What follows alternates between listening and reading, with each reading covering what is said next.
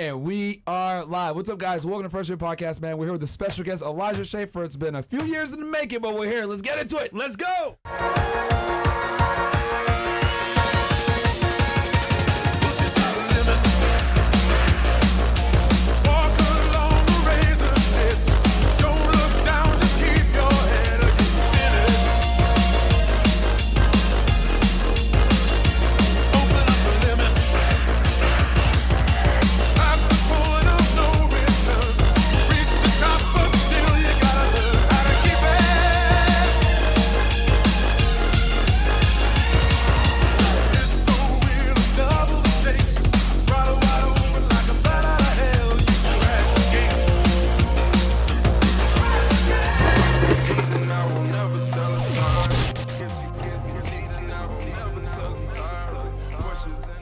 All right. Yo, what's up, guys? Welcome to the Fresh&Fit Podcast, man. It's Monday, but we got a special guest in the house. We're going to talk about money a little bit, even though we normally do Money Mondays, but we do got a special guest on Friday that's going to cover this. So we kind of switched the shows around. We've got Elijah Schaffer in the house, man. He's here all the way from Australia. I'm excited for this one. Guys, but before we get into it, rumble.com/freshandfit, councilclub.tv, guys, that is the home base. And you guys already know, because I see almost 4,000 y'all on Rumble, only 1K on YouTube. You guys already know half this conversation is going to have to go on Rumble. So, yeah, absolutely, because we're going to talk about a bunch of different things going on, current events, etc.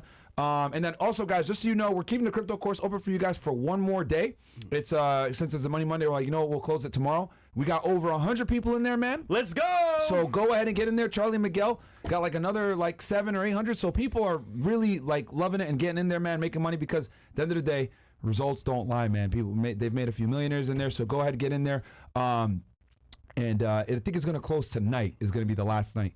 So and they're going to start their Zoom calls this week or next week? Next week. Yeah. And Wednesday, we're dropping a brand new show on the network. It's going to be amazing. Yes. Stay tuned for it. And yeah, that's all I'm going to say. Yeah, man. So other than that, bro. Guest of honor. Yo, welcome, Elijah. Welcome. I get the sound effects. I'm loving it. I also saw right there in the chat, Zachy Boy said, "What's up from Sydney, Australia?" So shout out to you in Sydney. That's where my wife's at right now. And it is probably the afternoon or the morning there right now. And I flew in. I'm so happy to be here, man. Shout out to the studio. This is freaking nice, Nice, man. right? I appreciate It is a it. beautiful spot. You got black everywhere. The hosts are black. The mics are black. I'm not used to it. We have like one black person in Australia. But. Hey, man, I love it, bro. We need to go over there too, man. Yeah, we do. We do. Yeah. We got a lot of supporters from Australia, and we've been saying that He made it out of there. Thank God. Yeah, not a lot of people make it out of there. I mean, dude, Australia, everyone knows, the last few years is they've done a couple things pretty bad. They have the COVID camps. They had drones flying over. You couldn't leave more than 5 kilometers from your house in human speech, which is a couple miles. And they went around. You couldn't come in and out. Couldn't see my family for 3 years. They locked my family in. My mother-in-law almost got arrested for eating lunch at a park bench without her pass. People couldn't go grocery shopping and buy their groceries. It was like a dystopian nightmare. And even myself, I've been trying to get my exit visa to leave, and it's taken me a year to get permission to leave the country. So Wow. Well, believe it or not, that's the future, man. Yeah. Control. And that's as an American citizen. So it's like, yeah. Oh, wow. Because obviously your visa waiver, but you're like working and living there too, so you want to be able to get like real stat. Okay. Yeah, so they're getting rough, man. But I was hoping things would be better here, but it looks like black people are still committing disproportionate amount of crime from what I saw. And you know what's new here?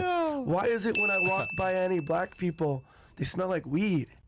What's up with that? Hey, Bro, man, you're Miami, bro. That's Miami, dude. That's everybody here. They're smoking. Everybody smells like weed. That's one of the things I noticed too. Wild. Is that because it's decriminalized? Yeah, like, to be honest, cops don't care anymore. Yeah. So if I'm not mistaken, it's illegal in the state of Florida. However, it's decriminalized in the county of Miami-Dade. Miami police don't even like give a shit about it anymore.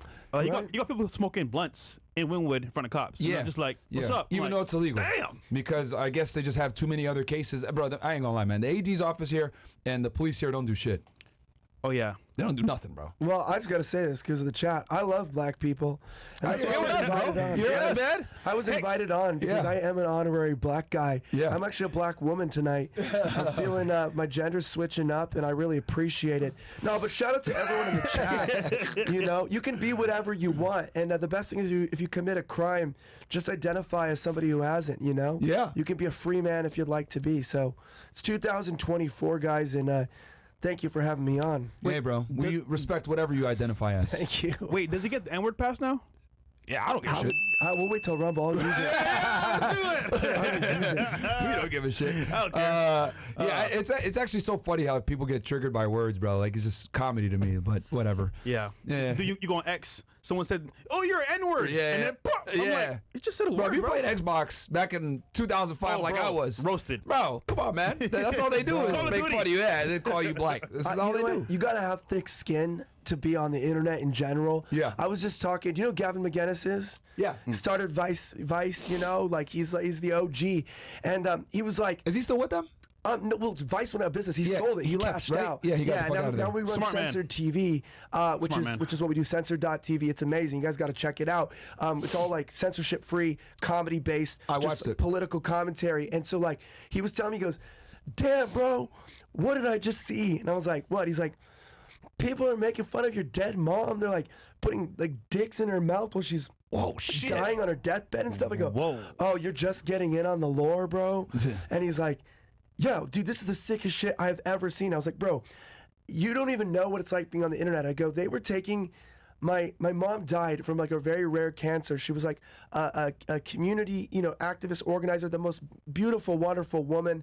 She spoke Spanish fluently, worked in minority communities, gave her whole life to nonprofit community service, preaching the Bible. She was like not anything like me, thank God. And she was out there, and then people, I go, dude, people took her face, dying, and AI'd it onto interracial rape porn, sent it out to my family, and spammed the morgue where she was embalmed.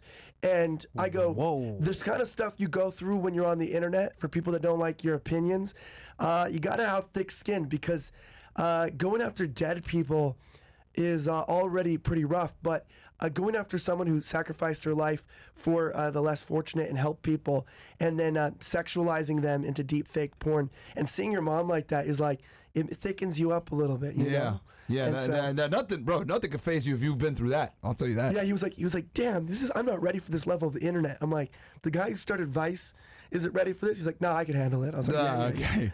No, but that's wild. But I think people really, since we're on this topic, people really don't understand the bullshit that you go through when you're like a public figure on the internet. It's like open season on you. Like, you can't sue people for defamation like that, right? You really can't. You're not gonna. It's very difficult to win. The only famous person I've ever seen like get a defamation lawsuit and actually win was Cardi B, right? And that's because the chick, Tasha K, made comments that she had like an STD or something like that, and she didn't. So it was easy to prove that she was lying, right? And it was done with malice. Okay, but like in general, defamation lawsuits, especially if you're a public figure, almost never work, because you got to prove not just them lying, but you got to prove that they're lying with malice. So it's like, yeah, but the hardest part is you can't get articles taken down, because what happens is I've tried this before, because like I've had some articles written that are actually just lies and are defamation, and what happens is the court says, well, has somebody said that about you? And I go, yeah. So then they're just quoting somebody that they said that. Yeah. So they're not lying, because people have said this. Yep. And so you end up just having to just live with it. But I could be a Zionist, so things could be worse. But I do leave it. I'll leave it there. All I gotta say is, like, I think getting shit on is kind of a good thing, because what are you, a little bitch? Like, you're a guy. Oh, people are being mean to me. They're saying I'm a bad person. Hey, okay, fuck you. I don't care. Okay, and I think that's kind of the idea of like. There are rules of engagement, though, and that's where the internet does get weird. Like, if they come after your family, especially if, like, they don't know if your family agrees with them. They don't know if your own family, like, a lot of my family doesn't even like what I do. Yeah. They don't agree with me, And so when people go in that route, you got to learn rules of engagement. And a lot of these people, they're losers. They're morbidly obese. They're 304s. Facts. They have dual allegiance to other countries. Facts. They walk around and they have a lot of followers, but they're poor too. And nothing's wrong with that, but they have an ego and a pride and a vendetta, and so they're very unhappy individuals, and so they spend their life trying to tear down other people and trying to capitalize and get money from other people. This is a story as old as time, rather than putting in the hard work. And if you're ever putting yourself out in public trying to make money, if you're successful at it, what you're going to find is, especially with the bitches, man, they're going to try to set you up.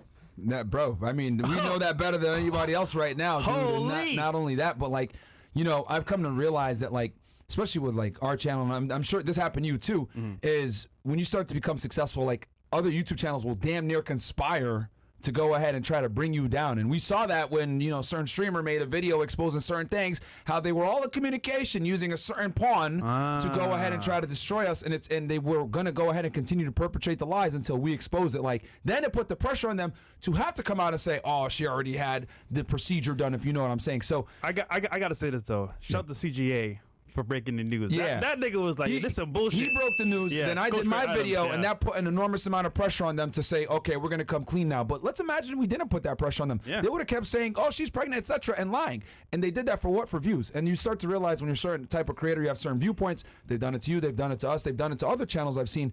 There's an orchestrated attempt between multiple other creators to go ahead and come at you. And then you guys wonder why, Myron, why are you so emotional with some of these creators? It's because they're trying to destroy us when we've never done anything to them, bro. That's my fucking problem. Because we're on YouTube. I'm sorry. I apologize. Fuck it. Let's switch to Rumble. Yeah, let's go. Guys, come on over to Rumble so that we could go ahead and say what the fuck we want to say, man. Yeah, Anus was trying to save face. Y'all know what I'm talking about, bro. They ran with the lie until we exposed it. Yeah, I was like, I don't even know what we're allowed to say anymore. Yeah. Guys, come on over to Rumble right now. Rumble.com/FreshFit. Come on over, guys. Get in the course, guys. So that way we don't got to get in the course. So that we don't got to fucking deal with the censorship, man. Yeah. Whoa. We switched over. Whoa. No, don't worry. It does that sometimes.